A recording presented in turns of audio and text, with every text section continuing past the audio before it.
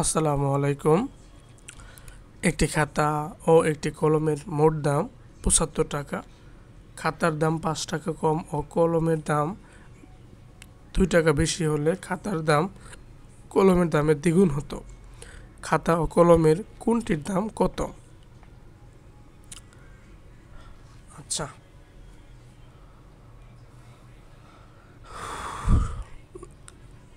সমাধানে আসি।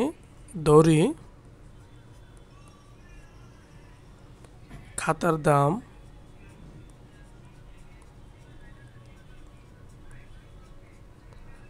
x টাকা। আচ্ছা, তাহলে কলমের দাম কত হবে? ৭৫ থেকে যদি আমি x টাকা বাদ দিই, মানে খাতার দাম বাদ দিই, তাহলে তো কলমের দাম পেয়ে যাব। তো কলমের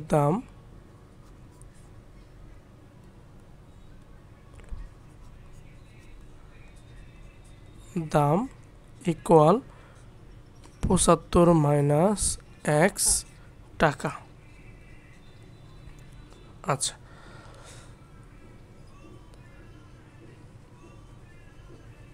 আবার বলছে যে খাতার দাম ৫ টাকা কম, তাহলে ৫ টাকা কমে খাতার দাম ৫ টাকা কমে খাতার দাম ইকুয়াল x মাইনাস ৫ টাকা। আচ্ছা, এরপরে বলছে যে ২ টাকা কলমের দাম ২ টাকা বেশি হলে, তাহলে ২ টাকা বেশিতে কলমের দাম ২ টাকা বেশিতে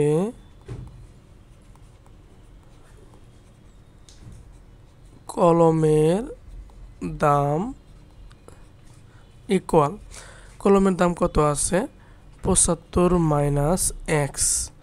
এখন বলছে যে আরও ২ টাকা বেশি।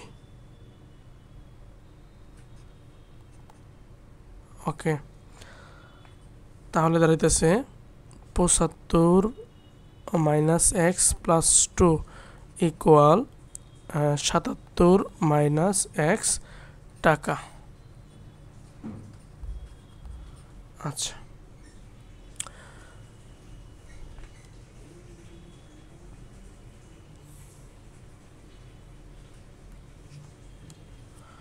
শর্ত মতে আসি। শর্ত মতে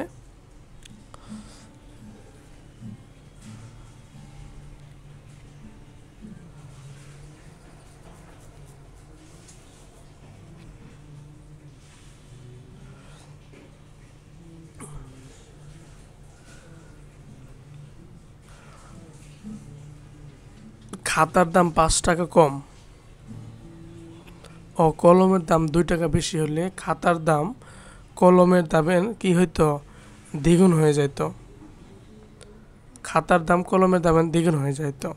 তাহলে ৫ টাকা কমে খাতার দাম কত? x মাইনাস ৫ ইকুয়াল কলমের দামের দ্বিগুণ হতো। তাহলে কত হবে? 77 মাইনাস x ইন্টু 2 বা x মাইনাস ৫ ইকুয়াল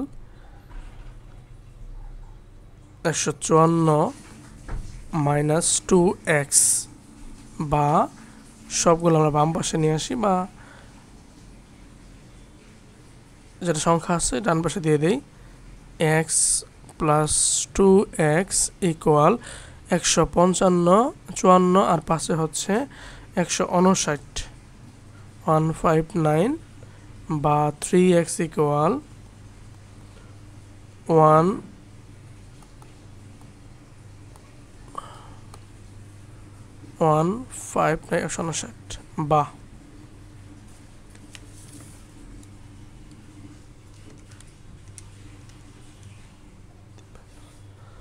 এখন x ইকুয়াল ১৫৯কে ৩ দ্বারা ভাগ করলে হবে ৫৩ মানে 53 টাকা।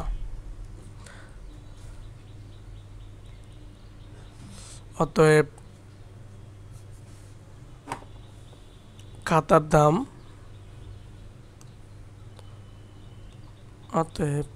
খাতার দাম ইকুয়াল 53 টাকা,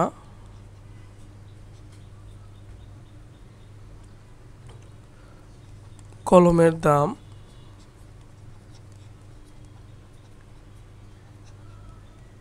75 মাইনাস 53 ইকুয়াল